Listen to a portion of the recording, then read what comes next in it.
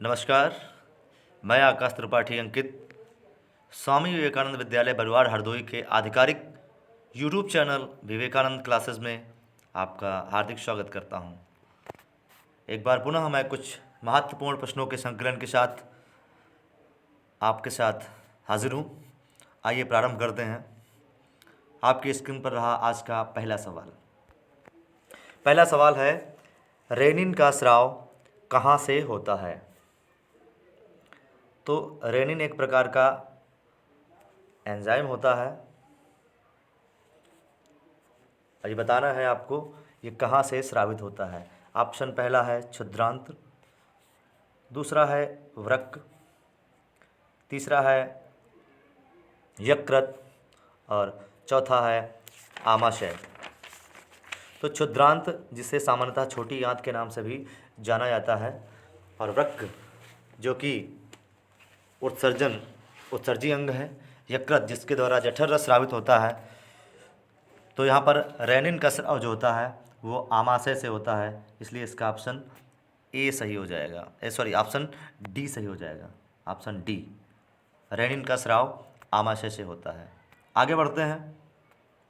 दूसरा सवाल, कौन से एंजाइम प्रोटीन पाचक हैं?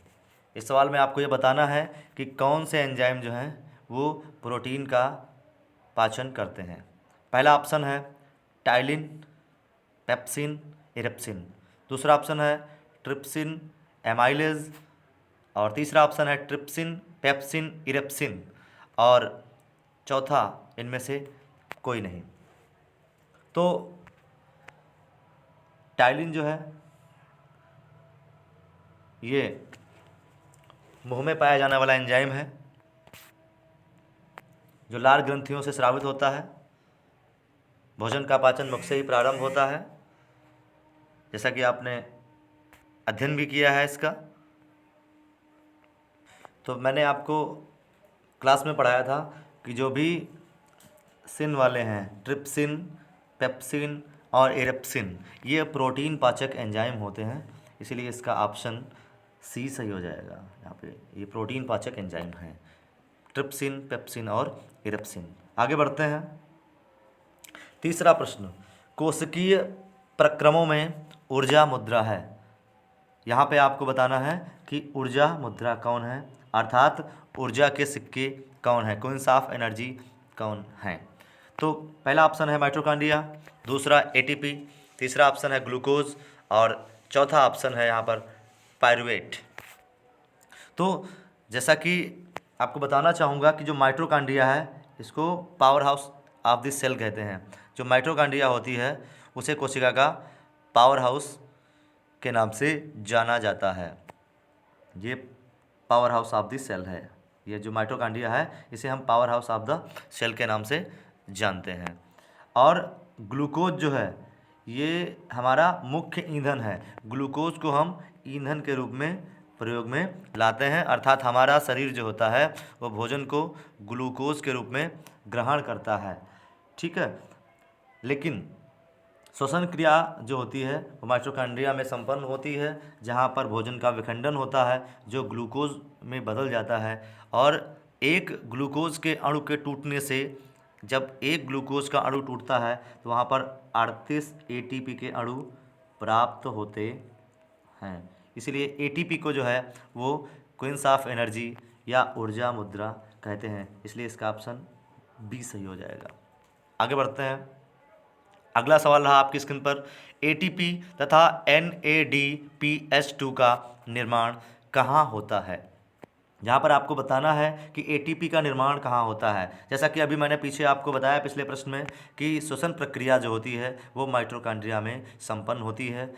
इसीलिए तो फिर जब श्वसन प्रक्रिया माइटोकॉन्ड्रिया में संपन्न होगी तो एटीपी और NADPH2 जो हैं ये दोनों श्वसन क्रिया के फलस्वरूप बने हुए उत्पाद हैं। तो इनका निर्माण कहाँ पे हो जाएगा? इनका निर्माण भी माइटोकॉन्ड्रिया में हो जाएगा, इसलिए इसका ऑप्शन ए सही हो जाएगा। इसका ऑप्शन ए सही हो जाएगा कि एटीपी और NADPH2 का निर्माण माइटोकॉन्ड्रिया में होता है। आगे बढ़ते हैं। पांचवा सवाल कि पाचन क्षेत्र में भोजन के साथ मिलने वाले पहले एंजाइम का नाम बताना है।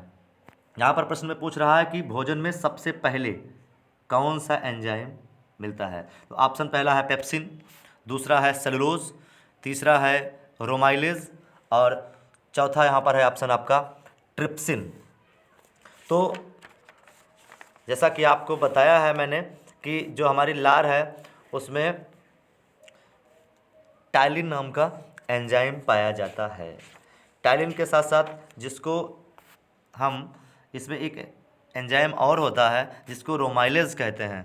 तो यहाँ पर टाइलिन ऑप्शन नहीं दिया गया है, तो भोजन के साथ मिलने वाला सबसे पहला एंजाइम कौन हो जाएगा, रोमाइलेज हो जाएगा, इसलिए इसका ऑप्शन सी सही हो जाएगा। आगे बढ़ते हैं। छठा सवाल आपकी स्क्रीन पर यह रहा कि मछली के हृदय में कितने कोष्ठ होते हैं। यहाँ पर मछली के हृदय में कोष्ठ बताने हैं। कच्छ, कोष्ठ का मतलब है यहाँ पर कच्छ या चैम्बर, CHAMBER। ये यहाँ पर पूछा गया है कि मछली के हृदय में कितने कच्छ होते हैं, कितने कोष्ठ होते हैं। ऑप्शन पहला है 1, ऑप्शन दूसरा है 2, ऑप्शन तीसरा है 3 और ऑप्शन चौथा है डी। तो जो मछली है, मछली के हृदय में मात्र 2 कोष्ठक होते हैं। यहाँ पर ये आपको याद रखना है कि मनुष्य के हृदय में 4 कक्ष होते हैं। मनुष्य का हृदय जो होता है उसमें 4 चैम्बर होते हैं, लेकिन मछली के हृदय में केवल यहाँ पर 2 कक्ष होते हैं, इसलिए इसका ऑप्शन बी सही हो जाएगा। आगे बढ़ते हैं। पादपों में एक अपशिष्ट पदार्थ है। यहाँ पर ये बताना है कि पौधे जो हैं वो उनका अपशिष्ट पदार्थ क्या होता है। जैसा कि मैंने पिछले वीडियो में आपको बताया था कि जो मनुष्य होता है वह एक यूरियोटिलिक प्राणी है, उसका उत्सर्जी पदार्थ जो होता है वो यूरिया होता है। इसी तरीके से आपको बताना है यहाँ पर निम्नलिखित में से पौधों का एक कौन सा उत्सर्जी पदार्थ है। तो ऑप्शन पहला है शर्करा, दूसरा है अमीनो अम्ल, तीसरा है रेजिन, चौथा है ग्लूकोज। तो यहाँ पे जैसा कि आपको पता है कि अमीनो अम्ल प्रोटीन की इकाई होती है और जो शर्करा होती है वो स्वाद में मीठी होती है। ग्लूकोज उसका ही एक एग्जाम्पल है। यहाँ पर ग्लूकोज, फ्रक्टोज जो ये शर्करा के प्रकार हैं, कार्बोहाइड्रेट्स के प्रकार हैं, लेकिन रेजिन, गोंद आदि जो हैं ये पौधों के अपशिष्ट पदार्थ हैं, इसलिए इसका ऑप्शन सी सही हो जाएगा कि पौधों में एक अपशिष्ट पदार्थ कौन सा है, रेजिन और गोंद, ये जो हैं ये पौधों के अपशिष्ट पदार्थ होते हैं। आगे बढ़ते हैं। अगला सवाल आपकी स्क्रीन पर 8वां सवाल है, आहार नाल के किस भाग में भोजन अंतिम रूप से पचता है। तो जो भोजन का पाचन है वो मुख से प्रारंभ हो जाता है। मुख में जो भोजन चबाने के बाद में, लार मिलाने के बाद में ग्रसनी से होते हुए ग्रास नली के द्वारा भोजन जो होता है वो आमाशय में पहुंचता है। लेकिन यहाँ पर आमाशय के बाद में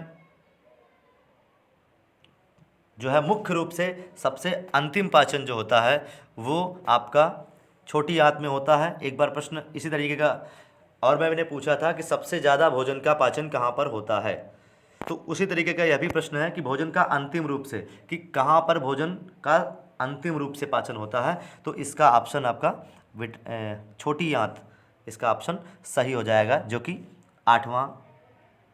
चौथा ऑप्शन है यहाँ पर छोटी आंत। तो भोजन का अंतिम रूप से जो पाचन होता है वो छोटी आंत में होता है। ऑप्शन डी इसका सही हो जाएगा। आगे बढ़ते हैं। अगला सवाल है, श्वसन की प्रक्रिया में गैसों का विनिमय होता है। जैसा कि आपको पता है श्वसन क्या है। श्वसन एक ऐसी प्रक्रिया है जिसमें कार्बन डाइऑक्साइड और ऑक्सीजन का आदान प्रदान किया जाता है। तो यहाँ पे आपको बताना है कि कार्बन डाइऑक्साइड और ऑक्सीजन का आदान प्रदान कहाँ पर होता है, किस भाग में होता है। पहला ऑप्शन है श्वास नली और कंठ में, दूसरा ऑप्शन है फेफड़ों की कुपिकाओं में, तीसरा ऑप्शन है कुपिकाओं और गले में, चौथा ऑप्शन है गले और कंठ में। तो यहाँ पर 4 ऑप्शन दिए हुए हैं। जैसा कि आपको पिछले वीडियो में मैंने पढ़ाया था कि जो फेफड़ा है वो मनुष्य का प्रमुख श्वसन अंग है। फेफड़े में जो कुपिकाएँ पाई जाती हैं जिनमें वायु भर जाती है, तो फेफड़ों की कुपिकाओं में गैसों का विनिमय होता है। फेफड़ों की कुपिकाओं में ही ऑक्सीजन और कार्बन डाइऑक्साइड का आदान प्रदान होता है, इसलिए इसका ऑप्शन बी सही हो जाएगा। आगे बढ़ते हैं।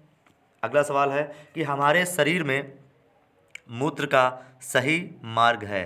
यहाँ पे आपको बताना है कि मूत्र जो है वो कैसे कैसे शरीर से बाहर आता है। तो सबसे पहले आपको ये याद रखना है कि मूत्र का निर्माण कहाँ पर होता है। तो जो वृक्क होते हैं, किडनी होते हैं, वो जो है वहाँ पर वृक्क का निर्माण होता है। ठीक है। उसके बाद में मूल नलियों के द्वारा, जो यहाँ पे एरो छूट गया है, यहाँ पर तीसरे ऑप्शन में आपका एरो जो है वो छूट गया है, यहाँ पे एरो है बीच में। तो जो मूल नलियाँ हैं उनके द्वारा जो मूत्र है वो मूत्राशय में पहुंचता है। मूत्राशय में मूत्र इकट्ठा हो जाता है और मूत्राशय में मूत्र इकट्ठा होने के बाद में इसको मूत्र मार्ग के द्वारा बाहर निकाल दिया जाता है।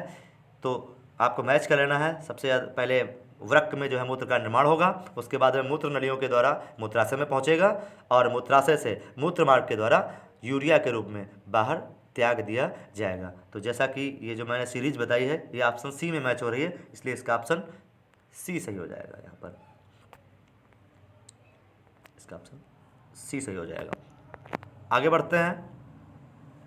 11वां सवाल, मनुष्य में दुग्ध ग्रंथियां किसकी रूपांतरित रचना है। ऑप्शन पहला है त्वची ग्रंथियां, दूसरा ऑप्शन है श्वेत ग्रंथियां, तीसरा ऑप्शन है लार ग्रंथियां और चौथा ऑप्शन है जठर ग्रंथियां। तो जो हमारे शरीर में कई प्रकार की ग्रंथियां पाई जाती हैं, जैसे श्वेत ग्रंथियां जो कि पसीना त्यागने का कार्य करती हैं, लार ग्रंथियां जो कि लार उत्पादन का कार्य करती हैं, लार स्रावित करती हैं, जठर ग्रंथियाँ जिससे जठर रस स्रावित होता है।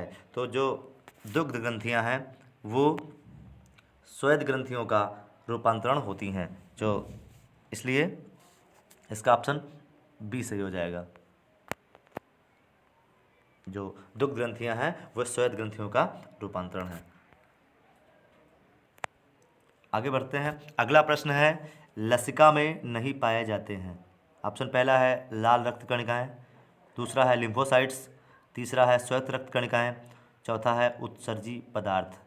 तो जो लसिका होता है, लसिका एक रंगहीन पदार्थ होता है, लेकिन जो लाल रक्त कणिकाएँ होती हैं जिनके कारण रक्त का रंग लाल होता है। तो जब लसिका रंगीन होता है तो उसमें लाल रक्त कणिकाएँ नहीं पाई जाएंगी। तो इसका आंसर हो जाएगा कि लसिका में लाल रक्त कणिकाएँ नहीं पाई जाती हैं। इसको RBC के नाम से भी जानते हैं। तो जो आपका लसिका है उसमें लाल रक्त कणिकाएँ नहीं पाई जाती हैं, इसलिए इसका ऑप्शन ए सही हो जाएगा। आगे बढ़ते हैं। 13वां प्रश्न रहा जठर रस स्रावित होता है। तो ये प्रश्न कई बार रिपीट कराया जा चुका है, परीक्षा की दृष्टि से काफ़ी महत्वपूर्ण है, इसीलिए इसको बार बार रिपीट कराया जा रहा है। जठर रस जो होता है आपको अब तो इतनी बार रिपीट कराया जा चुका है, ये रट चुका होगा। जठर रस आमाशय की जठर ग्रंथियों से स्रावित होता है, इसलिए इसका ऑप्शन सी सही हो जाएगा। आगे बढ़ते हैं। स्तनधारियों की लार में कौन सा एंजाइम होता है। 2018 में यह प्रश्न आया था आपकी परीक्षा में, यूपी बोर्ड की परीक्षा में, काफ़ी महत्वपूर्ण है। लेकिन अब आपको पता है ऑप्शन पहला टाइलिन है, दूसरा एमाइलेज, तीसरा रेनिन, चौथा ये सभी। तो आपको तो बहुत इजी प्रश्न है आपके हिसाब से कि जो स्तनधारियों की लार में टाइलिन नामक एंजाइम पाया जाता है, इसका ऑप्शन ए सही हो जाएगा। आगे बढ़ते हैं। 15वां सवाल है आहार नाल के पेशीय संकुचन को क्या कहते हैं। तो जब भोजन हमारे आहार नाल में पहुंचता है तो अंदर की जो पेशियां होती हैं पाचन के लिए संकुचित हो जाती हैं।